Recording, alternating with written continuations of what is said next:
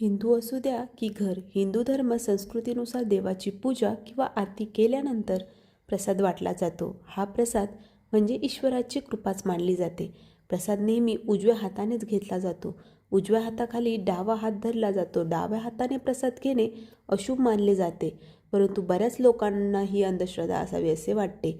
शास्त्रीय ज्ञान नसल्यामुळे अनेकांना खरे कारण माहीत नसते. शुभ काम करताना उजव्या हाताने सुरुवात केल्यास सकारात्मक परिणाम होतो, अशी हिंदू धर्मात मान्यता आहे. त्यामुळे धार्मिक कार्य करताना यज्ञ, दान आदी करताना उजव्या हातानेच करतात.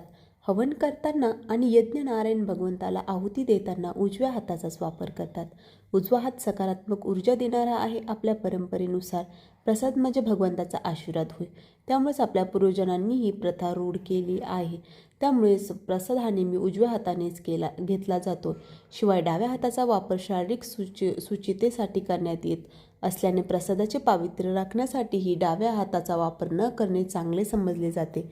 त्यामुळे आपण कोणत्याही मंदिरात जाऊ किंवा कोणत्याही प्रकारचे भगवान असो, आपला जो प्रसाद असतो तो आपण नेहमी उजव्या हातानेच घेतला पाहिजे असे मानले